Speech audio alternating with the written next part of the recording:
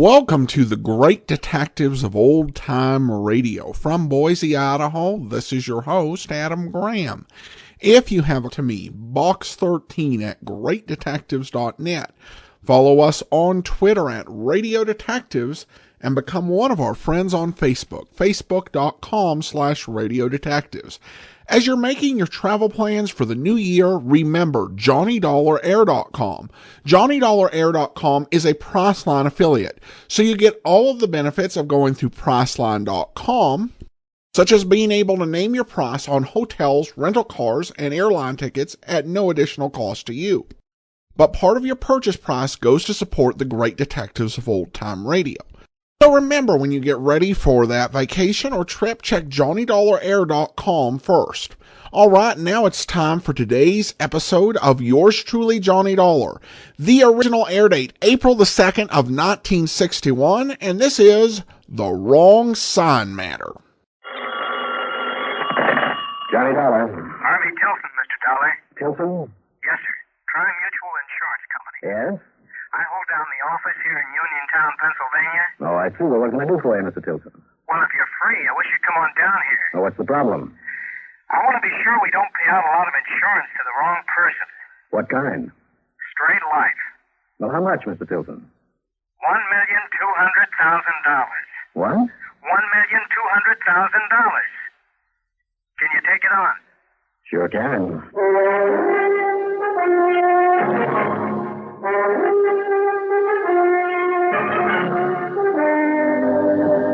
CBS Radio brings you Bob Reddick in the exciting adventures of the man with the action-packed expense account, America's fabulous freelance insurance investigator, yours truly, Johnny Dollar.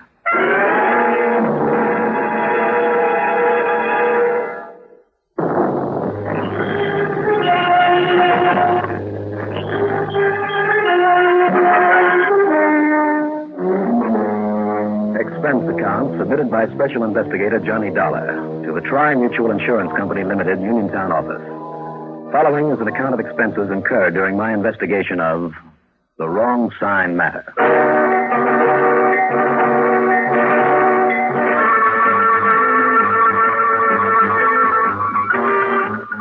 It was late afternoon when Harvey Tilson called me. It was a good deal later before I could arrange for some awkward plane connections from Hartford to New York to Pittsburgh, PA.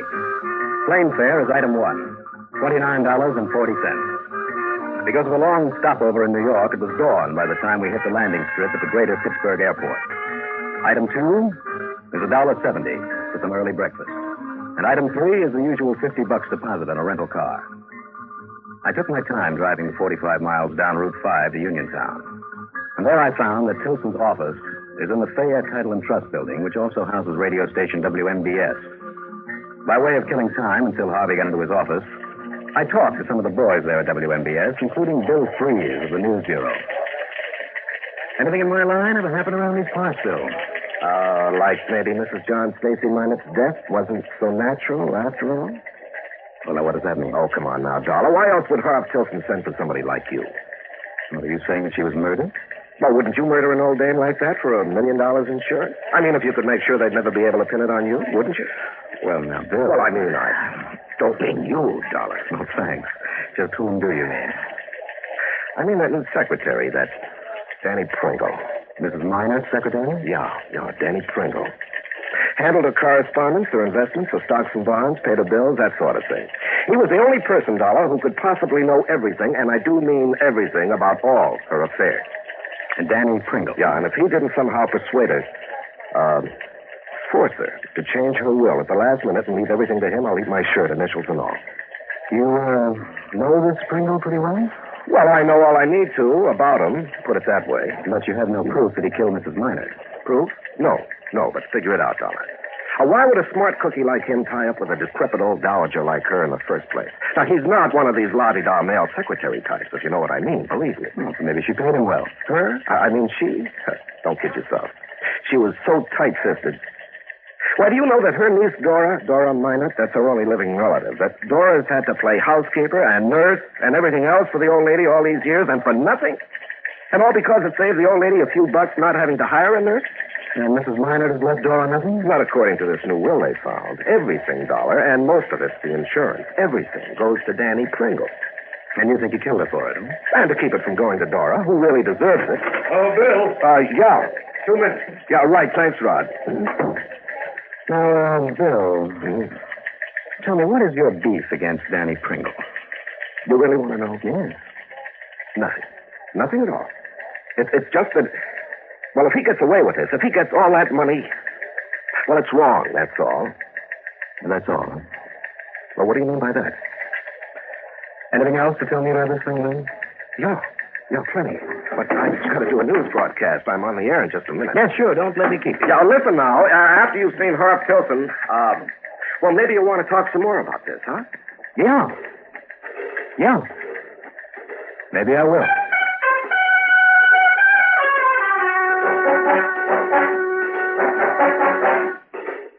Yes, Dollar, you're right. Bill has been working hard to get this Danny Pringle held for murder. I see. Why? Well, I agree with him. Pringle had plenty of reason for wanting her dead. He made no bones about it. The only reason he took a job with that cantankerous old crone was in the hope of latching onto some of her money. Most of it's insurance. Yes, so I understand. And now that we've found out that she'd suddenly made a new will cutting off her niece, Dora, well, is there any real Evidence that Bill could be right, that Pringle might have killed Mrs. Minert? Dr. Hugo Bessem, one of the finest pathologists in this part of the country, examined the body and said that she died of natural causes. Oh? Doesn't Bill know that? He knows it all right. Well, why does he keep on accusing Danny Pringle? Dora. What? Bill is in love with Dora Minert. Oh, I see. You see what? Well, a new will, you said. That's right. Cutting off Dora. Yeah. Leaving the estate, mostly insurance, to... wait a minute. Bill? In love with Dora Minert, in spite of the fact that he thought she was going to inherit $1 million or so. Or because of it. Oh, now, Dollar... So didn't Bill have, or think he had, a good reason for wanting Mrs. Minert out of the way? Oh, now, wait a minute, Dollar. Are you saying that Bill Freeze killed Mrs. John Minert to marry Dora and get his hands on the insurance? Well, it's a possibility, isn't it? If. If what? Well, if Dr. Bessem hadn't said that she died of natural causes. He could be wrong, couldn't he? What? Yes, I suppose so. Well, what do you plan to do? Right now, let's forget about murder for a minute. Hey, now, wait, you've implied... No, I haven't implied a thing. I have simply said that as long as Bill Freeze thought Mrs. Minert was going to leave the insurance to her niece, and as long as Bill figured on marrying Dora... Still does, I understand. He had just as much reason for wanting the old lady out of the way as Danny Pringle had. Right? Well, I suppose so. Unless, of course, Bill somehow knew that she had changed her beneficiary. Well, nobody knew about that new will until the day Mrs. Minert died. Not even Dora? Not even Dora. You didn't know? After all, if the bulk of her money is in the insurance policy... The policy states that the beneficiary is to be the heir to her estate, as specified in her will. I see. She wrote it herself, by the way. Oh? Yep. She'd pecked it out on a typewriter all by herself. Then she'd signed it, had it witnessed by a cleaning woman and her husband, and that was that. Did you check to see if it would hold up in court? Yes, I checked it out with an attorney at company expense. And that will, Dollar, named only Dora. But now there's a new one. Yes, naming Danny Pringle as the sole heir. And it just doesn't make sense. Dora cared for, nursed her along for years, was the only person who deserved a cent from Mrs. Minert. So what did she end up with? A slap in the face? Where did you find the new will? Dora found it. Where? In the safety deposit box at the bank. It was listed in both their names. Well, I thought those boxes were automatically sealed when somebody died. Well, Dora dug into it before anyone else knew that her aunt was dead. Oh? Well, it sounds like she was gunning for the old lady's insurance, too. Well, could you blame her? She deserved $1. Still does. Anyhow, when she found this new will, she was so upset by the way she was cut off with nothing that she brought it to me and asked what could be done about it. I had to tell her nothing. What I'd like to have done was tell her to burn it up and say nothing about it, because it's wrong, Dollar. It's all wrong. Now, don't tell me you're kind of sweet on Dora, too. I am not, but I do believe in justice.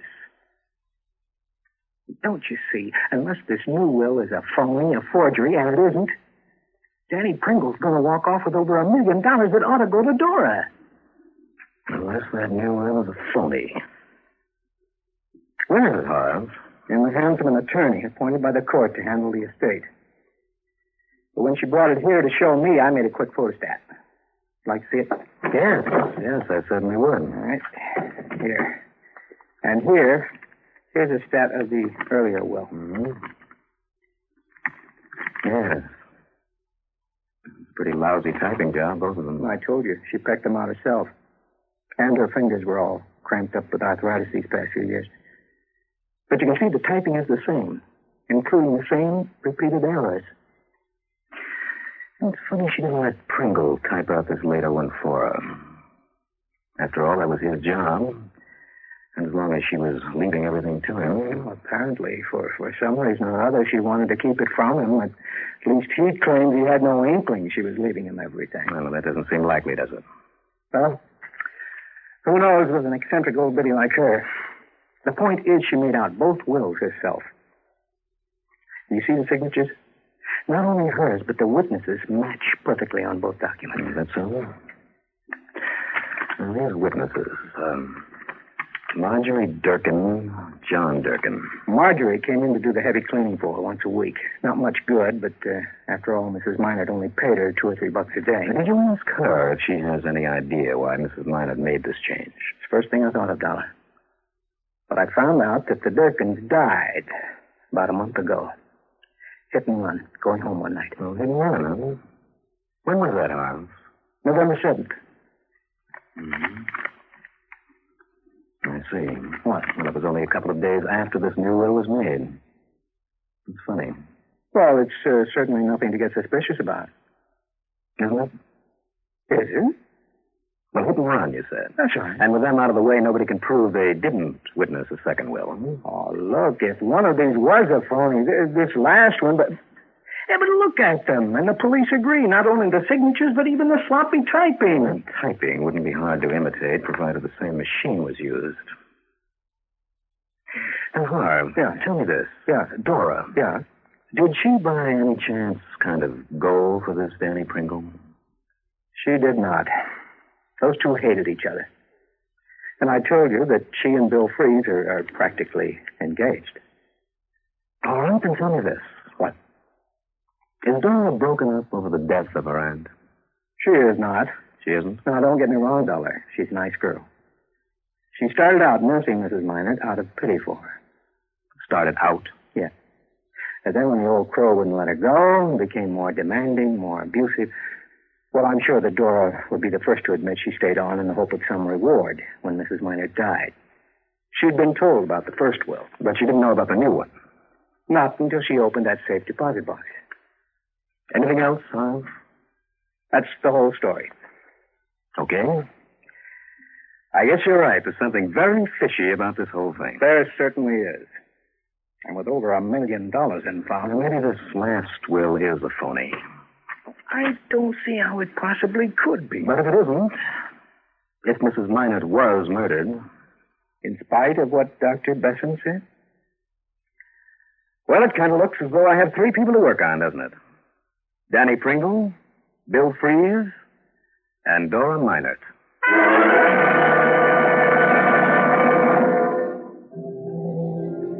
I discussed Mrs. Minard's death with the police. And they politely suggested that instead of wasting their time, I talk with Dr. Hugo Besson. Now, since Mrs. Minard had been alone at the time of her death, he'd been authorized to make a routine autopsy. But his autopsy, the doctor told me, had been far from routine. That is, after he'd found out about the new and completely unexpected will. The result? Mrs. Minnie Minard died of natural causes. Period. End of any question of murder.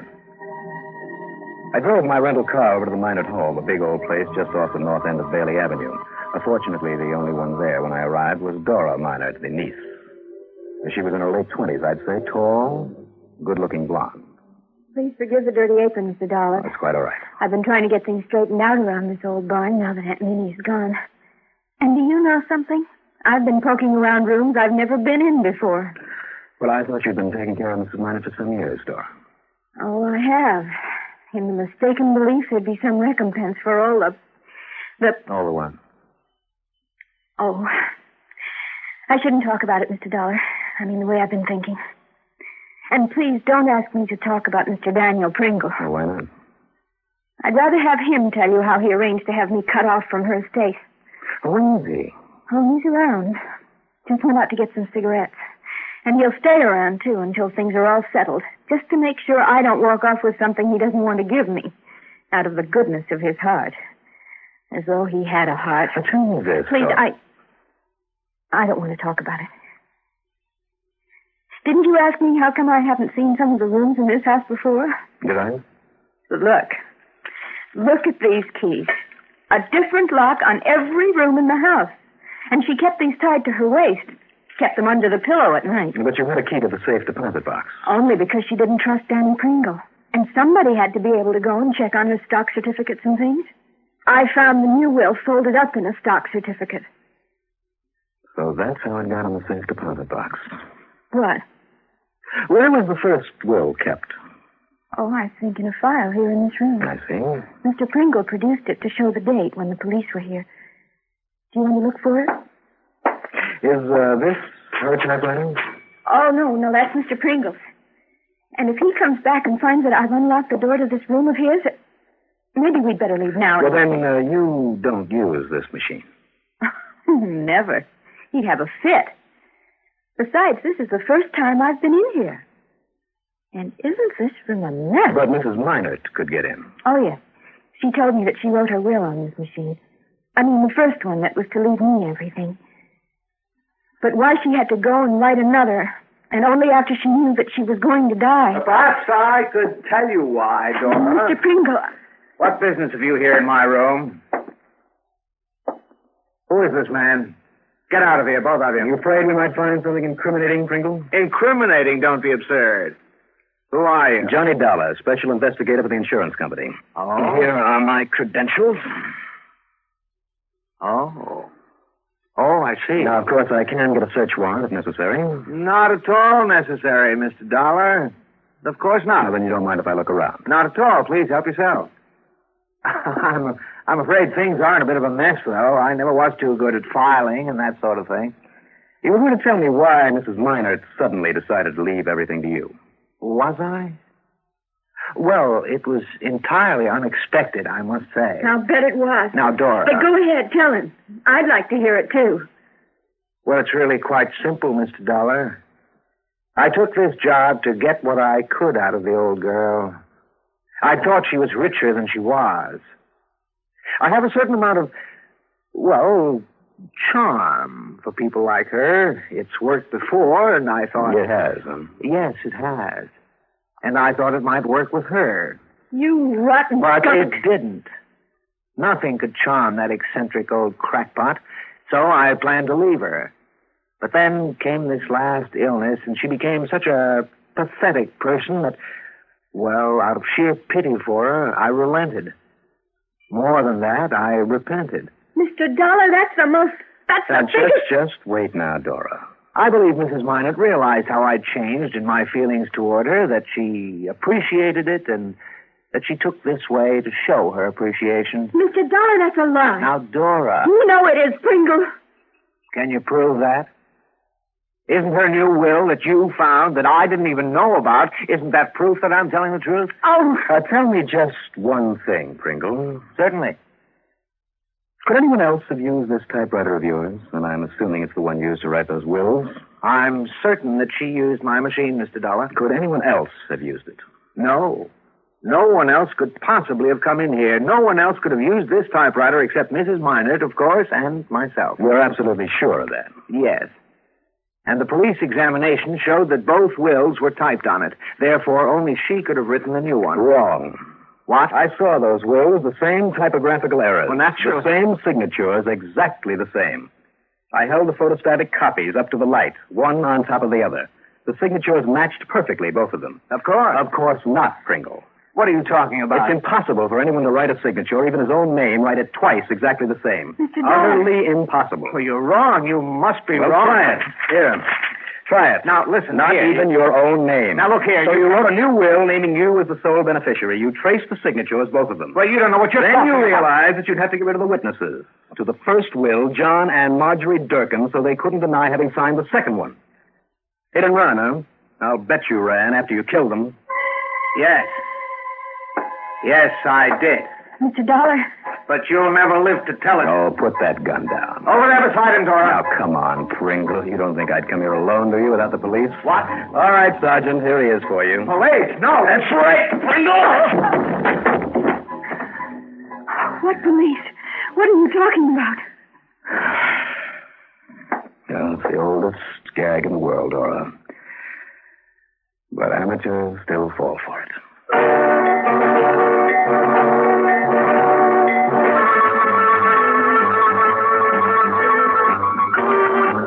On the strength of his statement to us, well, I hope they do pin the murder of the Durkins on him.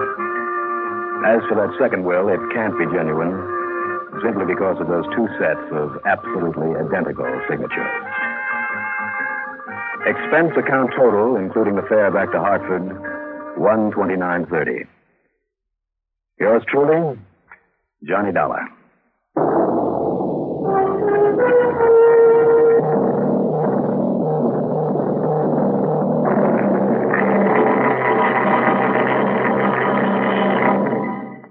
Now, here is our star to tell you about next week's story. Well, first a word for radio station WKAT. It's the new CBS radio affiliated station in Miami, Florida. We're glad to have them with us on the network, to have them provide the people of Greater Miami with a different sound of CBS radio's outstanding programs. Welcome, WKAT. Next week, a storybook murder that suddenly comes true. Join us, won't you? Yours truly, Johnny Dollar.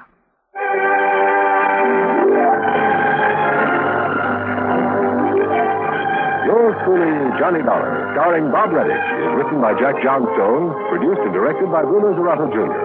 Heard in our cast were Lawson Kirby as Harvey Tilson, Robert Dryden as Pringle, Joan Loring as Dora, and Larry Haynes as Bill Freed. Be sure to join us next week, same time and station, for another exciting story of Yours truly, Johnny Dollar. This is Art Hannah speaking. Have a happy habit, fun day through Friday, Arthur Godfrey time on the CBS Radio Network. When can you get a nationally famous new stereo console phonograph and a record library for Christmas at half price? When it's Columbia's Christmas bonus special, now featured at Music House, 217 Kings Highway, Haddonfield, New Jersey. Here's the legitimate $295 value for only $148.88.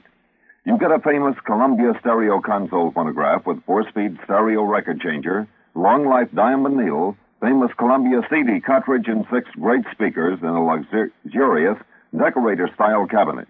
Plus, a 6-record stereo library featuring famous recording stars, and that's worth $35 itself. By special arrangement with Columbia, Music House at 217 Kings Highway in Haddonfield, New Jersey, is able to offer this $295 value for half price. Only $148.88 for the stereo console and record library. Come into the Music House, 217 Kings Highway in Haddonfield soon and collect your Columbia Christmas bonus special. Quantities are limited, and this big bonus value is moving fast. WCAU-FM, Philadelphia. Major League Baseball in the Sportsorama Spotlight with straight-from-the-shoulder talk about our national pastime. April 6th, the first Sportsorama program with Red Barber on the CBS Radio Network. This is Andrea J. Graham, author of the Web Surfer series, Oh, and a Madam's Wife. You're listening to the Great Detectives of Old Time Radio.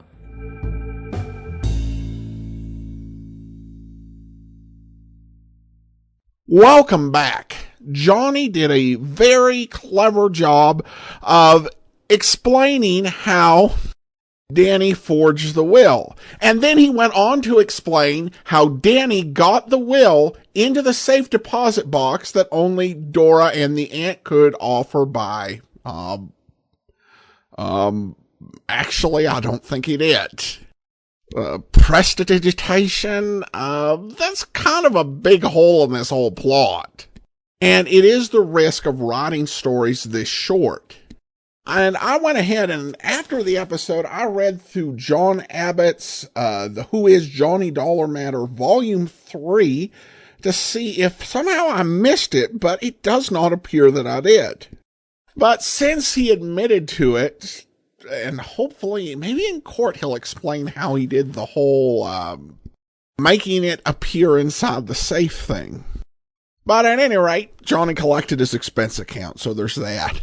All right, listener comments and feedback now, and a very good question from Stephen. Stephen writes regarding episode 2395, The Informer Matter. Today, during the comments, you said that Bold Venture was more adventure than Great Detectives.